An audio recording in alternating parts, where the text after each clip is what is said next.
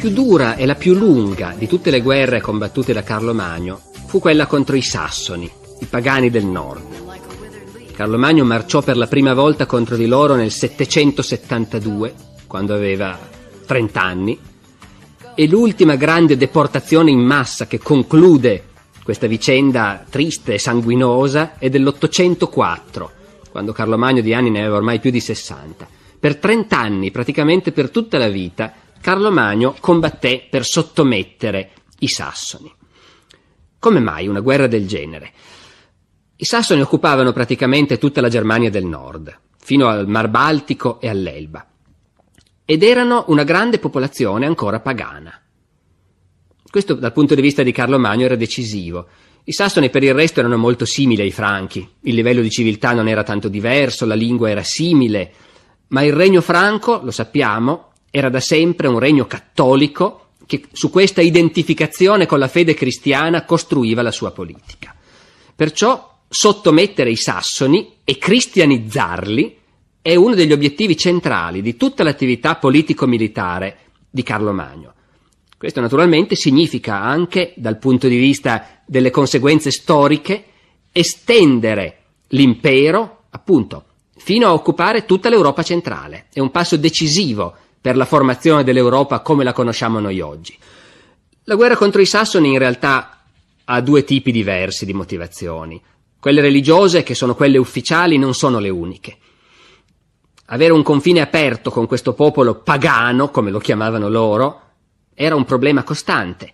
I Sassoni a loro volta detestavano i loro vicini cristiani e la frontiera fra Franchi e Sassoni non era segnata da montagne, da corsi d'acqua, era una frontiera aperta, nel pieno della Germania centrale, un paese certo di foreste, di paludi, ma anche di pianure, e costantemente questa frontiera aperta era attraversata da razziatori, da banditi. Ma Carlo Magno, diversamente dai suoi predecessori, è uno che quando intraprende un'impresa la porta fino in fondo. Anzi, questa direi che è una delle caratteristiche più spiccate del Carlo Magno politico, la visione, la capacità di vedere complessivamente il punto d'arrivo e di non risparmiare gli sforzi per arrivarci. Carlo Magno non si accontenta di sottomettere i Sassoni, di convincerli a star buoni, intende annetterli, occupare il loro paese, occupare il loro spazio. E questo lo può fare perché c'è la giustificazione ideologica rappresentata dal fatto di convertirli. Questi sono l'ultimo grande popolo germanico sul continente ancora pagano. Carlo Magno li convertirà, costruirà in mezzo a loro una chiesa cristiana, vedremo poi con quali sistemi. E questo significa che anche la sua guerra contro i Sassoni è una guerra benedetta da Dio. Un missionario germanico che operava in mezzo ai Sassoni, San Lebuino, di fronte alla loro ostinazione, al loro rifiuto di collaborare, a un certo punto gli disse proprio questo: se non accetterete di credere in Dio, c'è un re nel paese vicino che entrerà nel vostro paese per conquistarlo e devastarlo. E visto che i Sassoni si ostinavano a non credere, quel re alla fine si mosse. La guerra di Carlo Magno contro i Sassoni fu una guerra durissima, atroce. Fu la guerra di conquista e di sottomissione di un popolo che a nessun costo voleva farsi sottomettere, che a nessun costo voleva rinunciare alle sue radici, alla sua identità religiosa.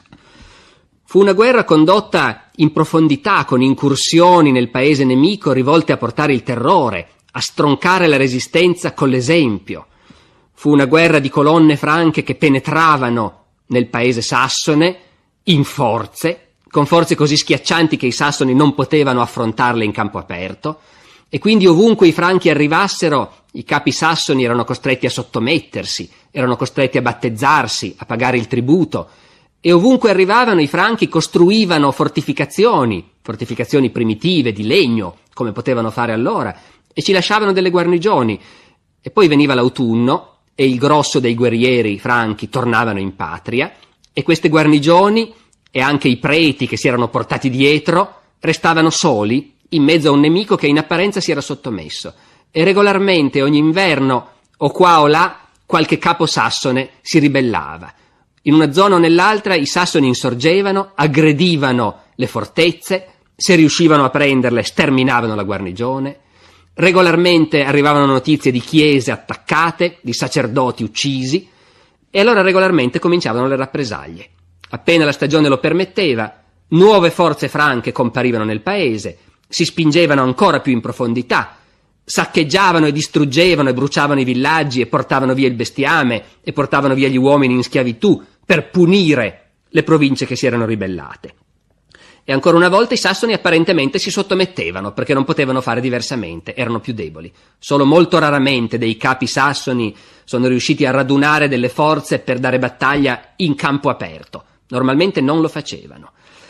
E anche qui era una guerra di pianificazione dal punto di vista di Carlo Magno. Si trattava di avere ben chiaro come è fatto il paese, dove sono le strade, dove sono i fiumi. Molti rifornimenti potevano essere mandati alle guarnigioni su chiatte che discendevano i fiumi. Si trattava di stabilire ogni anno come fare per spingere ancora un po' più in là la rete delle fortificazioni. Ogni anno Carlo Magno radunava gente, entrava in paese nemico, riceveva sottomissioni di capi che poi l'anno dopo lo avrebbero tradito, e si spingeva un po' più in là, un po' più verso il mare del nord, un po' più verso l'Elba, edificava nuove fortezze, bruciava qualche villaggio, portava via prigionieri. Alla lunga i franchi hanno prevalso.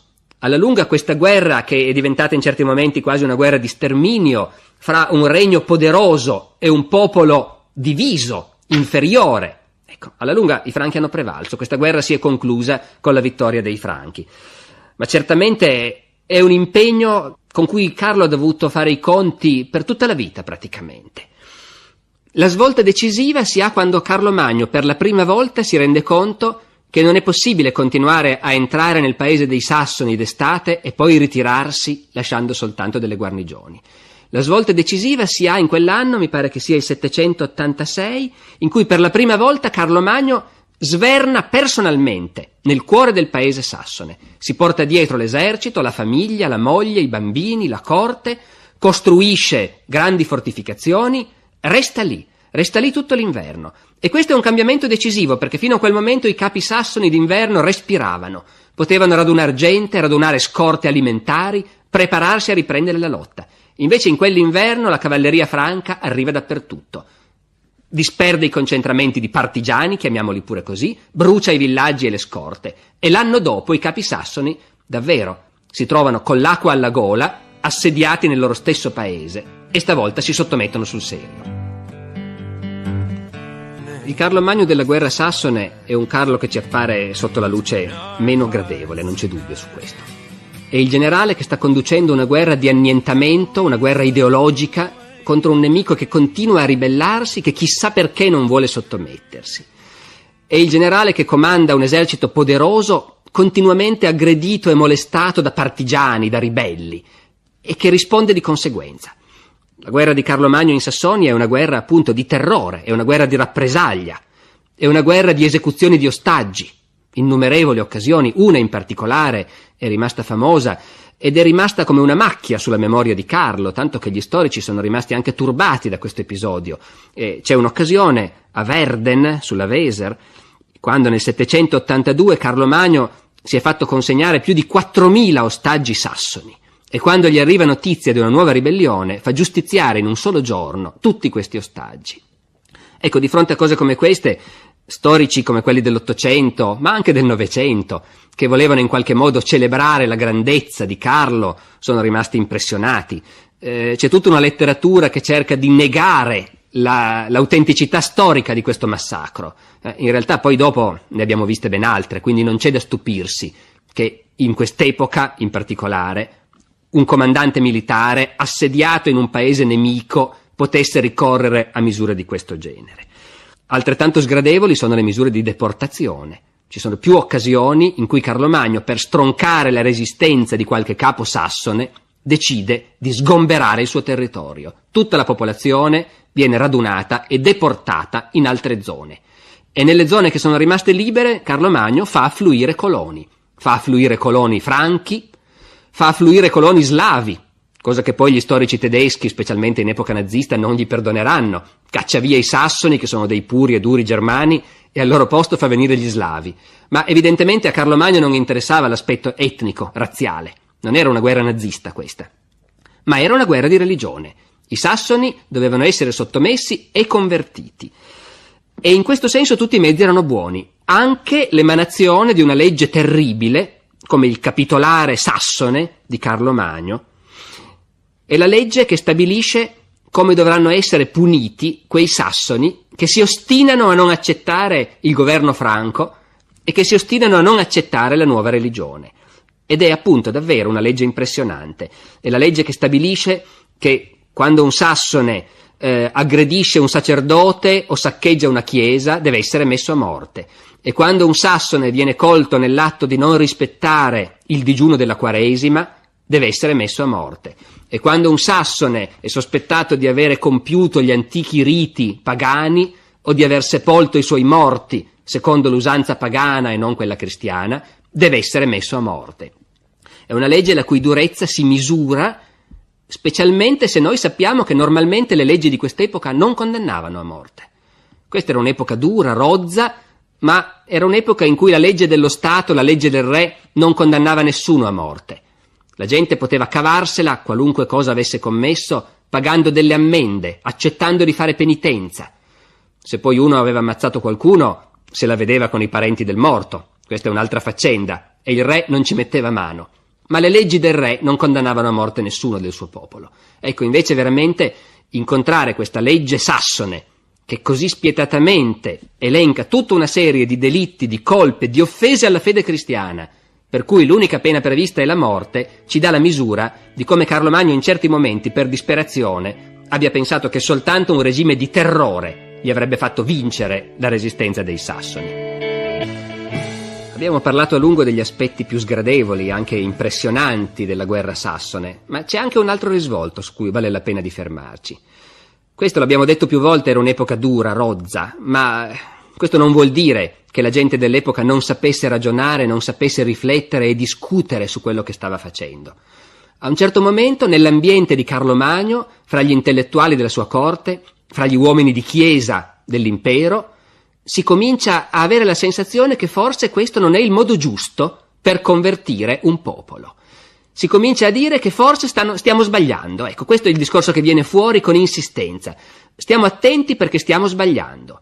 Ed è un discorso che diventa via via sempre più articolato. È una critica serpeggiante che viene anche da voci inaspettate, da persone molto vicine a Carlo Magno, Alcuino per esempio, il principale dei suoi consiglieri.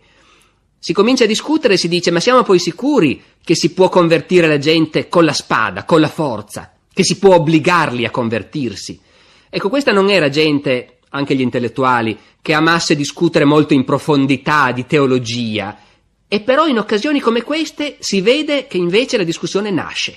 Cosa vuol dire convertirsi? È possibile costringere la gente a credere? No, non è possibile. Come pure si riflette sul modo in cui in questo paese conquistato si sta costruendo la Chiesa, perché c'è anche tutto questo aspetto. La conquista, la conversione non hanno soltanto un aspetto militare, ma c'è un investimento grosso per portare fra i sassoni ecclesiastici, missionari, per edificare una struttura ecclesiastica. Un investimento grosso e anche costoso, perché questi missionari rischiano sul serio la pelle, sono i primi che vengono fatti fuori quando i sassoni si ribellano. Allora, a questo punto si dice: benissimo, noi stiamo costruendo fra i sassoni la Chiesa cristiana, ottima cosa. Stiamo costruendo la Chiesa, la rete delle parrocchie, abbiamo impiantato parroci un po' dappertutto, e naturalmente la prima cosa che abbiamo detto è che adesso la gente deve pagare la decima al parroco.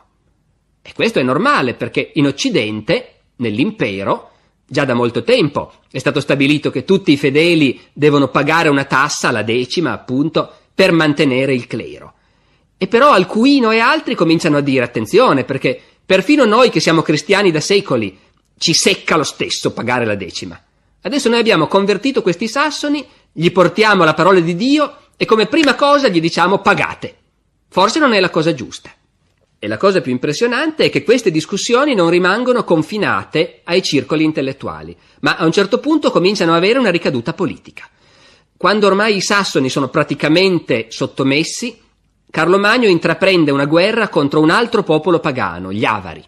Questi stanno in Oriente, in Pannonia, sono un popolo asiatico, una specie di Unni, anche loro pagani, anche loro vanno sottomessi e cristianizzati. Bene, nell'accampamento stesso dell'esercito che sta per marciare contro gli Avari si riunisce una conferenza episcopale per tracciare le linee, per pianificare la conversione degli Avari. E lì si dice: non rifacciamo gli stessi sbagli che abbiamo fatto nel caso dei Sassoni. Bisogna predicare la parola di Dio e non chiedere le decime. Bisogna parlare dell'inferno ma anche del paradiso. Bisogna convincerli, perché obbligarli non serve a niente.